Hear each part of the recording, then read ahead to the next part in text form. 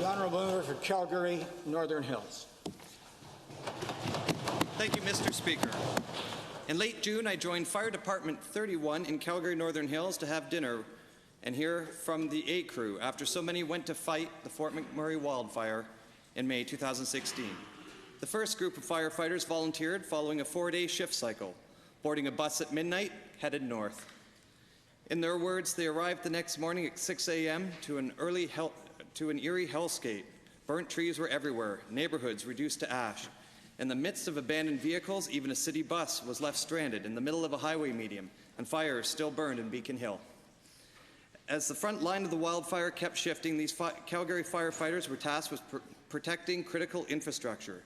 Soon their 5 fire engines arrived by truck, and the crew was deployed to an industrial park near the airport. That first day stretched from 7 a.m. to 2 a.m. After working 53 hours in 3 days, this crew from Calgary was cycled out to limit exposures to toxins and other effects of the catastrophic fire. Captain Florence remarked in 18 years he had never been to a fire they didn't put out.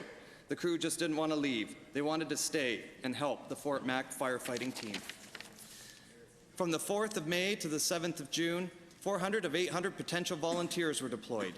Days after returning, their skin smelt like campfire, their throats were sore, and their eyes watered. Certainly from the air quality in the midst of that fire, possibly from the devastation they had witnessed. For Captain Florence and his crew, it was humbling and very difficult as a firefighter to leave a fire that was still burning. Yet in his words, nobody was putting out that fire but Mother Nature. While his words ring true, we have no doubt that the efforts of these brave men and women saved much of Fort McMurray, and for that, every Albertan is grateful. As Albertans, we will support the frontline firefighters through the after effects of working in such catastrophic conditions. We'll continue to be inspired by the way these firefighters rose to the challenge to pull together in hard times and know we'll be safe because of our first responders. And I'd like to thank Mike Carter, President of Calgary Firefighters Association, AIF, Local 255, for joining us today.